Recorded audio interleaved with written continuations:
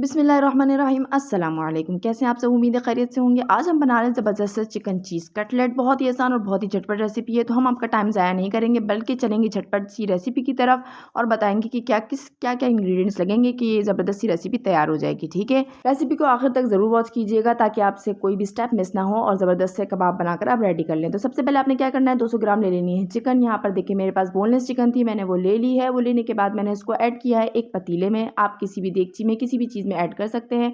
उसके बाद 1 गिलास मैंने इसके अंदर ऐड किया है पानी और उसी के साथ मैंने एक मीडियम साइज़ का आलू इसके अंदर काट कर ऐड कर दिया है। आपने इस बात का ख्याल रखना है कि आपने आलू को अच्छी तरह धोना है, बगैर धोए आप इसके अंदर ऐड नहीं करें, वरना जो इसके अंदर सारी मिट्टी है वो आपके पानी को भी गंदा करेगी और जर्म्स भी पैदा करेगी। ठीक है, उसके बाद आपने क्या करना है, इसको आने देना है बॉयल। जैसे ही आएगा ये बॉयल तो आपने क्या करना है, ये देखें यहाँ पर जो ये इसका झाग बनना है वो आपने निकाल देना है। उसके बाद आपने हस्बे ज़ायक़ा नमक ऐड करना है। नमक जो है ना आप ऐड करेंगे 1 टेबल स्पून, जितना कि आपको कबाब बनाने के लिए लगता है आपने उतना इसको ऐड करना है। ठीक है, उसके बाद आपने इसे पकने देना है और इतना पकाना है आपने कि आपके आलू गल जाएँ। जैसे ही आपके आलू गलेंगे आपने क्या करना है, इसको आलू को आपने कर देना है बाहर।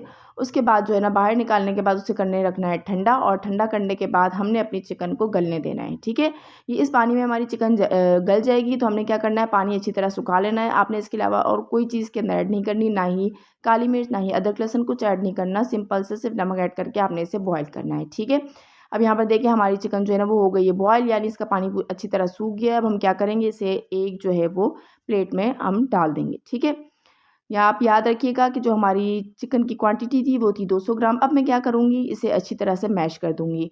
अगर आपके पास जो है वो मशीन है तो आप मशीन के ज़रिए से भी क्या कर सकते हैं। मुझे हाथ के ज़रिए से ज़्यादा आसानी से लगता है तो मैंने कर दिया था। और दूसरी बात ये है कि लाइट का भी बहुत इशू है, लाइट भी नहीं होती है, तो फिर जो ईज़ी लगे आप वो कर लें। ठीक है, तो यहाँ पर मैंने देखें अच्छी तरीके से इसको मैंने कर लिया है। आपने जो है ना बिल्कुल छोटे-छोटे जो रेशियो होते हैं ना, बिल्कुल छोटे, इतने के पता भी ना चले। मैं आपको आगे बता दूँगी किस तरीके से करना है। ये देखें, इससे भी अगर आप छोटे कर सकते हैं ना तो करें, ये कबाब में बहुत अच्छे लगेंगे। ठीक है, मैं आपको आखिर में अभी मैं कंप्लीट होता है तो मैं आपको दिखाती हूँ कि मैंने कितना जो है वो रेशे का साइज़ रखा है। ये देखें, इतने छोटे जो है ना वो रेशे हो चुके हैं कंप्लीट। अब हम क्या करेंगे, इसे एक बाउल में ऐड करेंगे और उसके बाद क्या करेंगे, हमने जो है ना आलू जो साइड पर रखे थे ठंडे होने के लिए, उसे क्या करेंगे, उसके उतार देंगे हम छिलके और उसे क्या कर देंगे, हमने उसे कर देना है कद्दूकश कर देंगे हम उसे। ठीक है, सबसे पहले हम उतारेंगे इसके छिलके।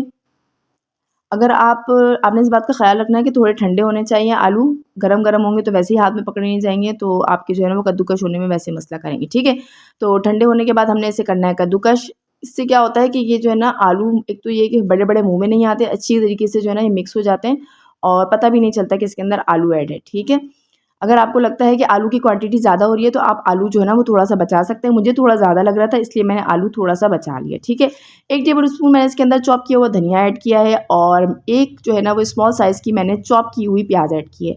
आपने प्याज़ की जो क्वांटिटी है ना वो कम ही रखनी है, वरना बहुत ज़्यादा ना फिर प्याज़ ही आपके मुँह में आएगी। उसके बाद मैंने क्या किया है, हाफ़ टी स्पून इसके अंदर ऐड किया है गरम मसाला और उसके बाद मैंने इसके अंदर ऐड किया है 1 टेबल स्पून मक्खन। यहाँ पर आपने मक्खन को पिघला लेना है या ऐसे भी ऐड कर सकते हैं, कोई इश्यू नहीं है। ठीक है, 2 टेबल स्पून यहाँ पे मैंने जो है ना वो चीज़ ऐड की है। आप मोज़रेला या चेडर कोई भी ऐड कर सकते हैं। ठीक है, हाफ़ टी स्पून जो है ना मैंने इसके अंदर ऐड किया है कुटी हुई लाल मिर्च। अगर आप तीखा ज़्यादा पसंद करते हैं तो आप 1 टीस्पून कर सकते हैं।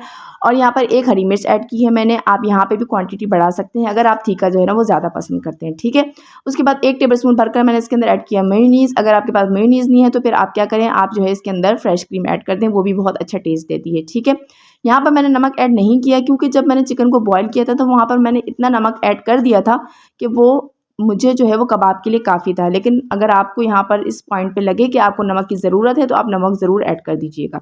अब मैंने क्या करना है, थोड़े जो है ना अच्छी तरह इसको जिस तरह हम आटा गूँथते हैं उस तरह आटा गूँथ देना है और उसके बाद जो है ना उसको थोड़ी देर रेस्ट देना है। रेस्ट देने के बाद क्या करना है, फिर मैंने जो है ना बनाने शुरू करने हैं कबाब।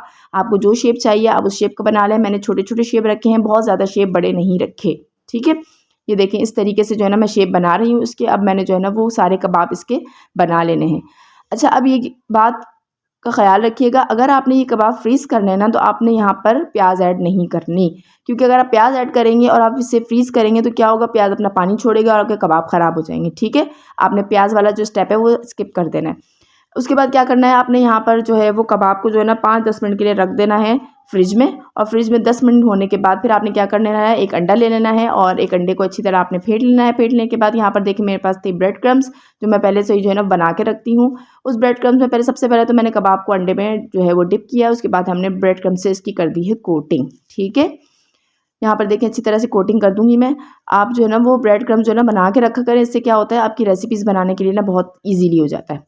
अब दोबारा एक और स्टेप ये है कि आपने ये बना लेना है। बनाने के बाद आपने दोबारा 10 मिनट के लिए इसे क्या कर देना है, फ्रीज़र में रख देना है। इससे क्या होता है कि जो अब आप फ्राई करेंगे ना वो बहुत ही उसकी कोटिंग अच्छी आती है, टूटते नहीं है कबाब।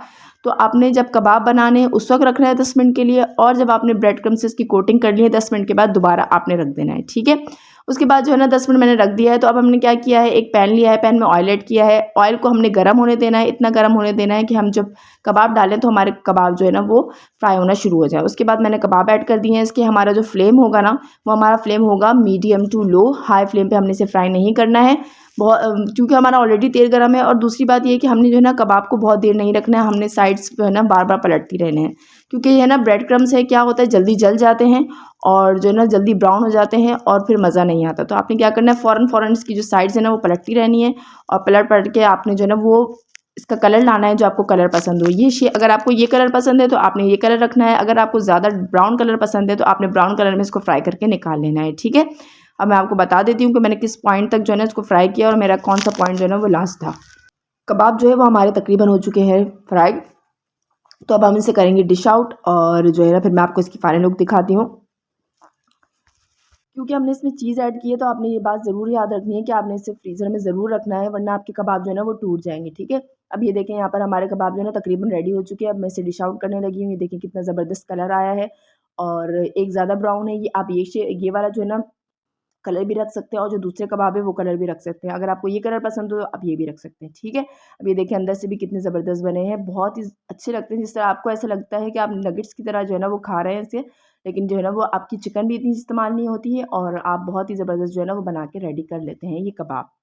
ठीक है, तो रेसिपी पसंद आई हो तो लाइक कर दीजिएगा, चैनल को सब्सक्राइब कर दीजिएगा। इंशाल्लाह मैं मिलूंगी एक नई ऐसी रेसिपी के साथ। जब तक के लिए मुझे इजाज़त दीजिए, अल्लाह हाफ़िज़।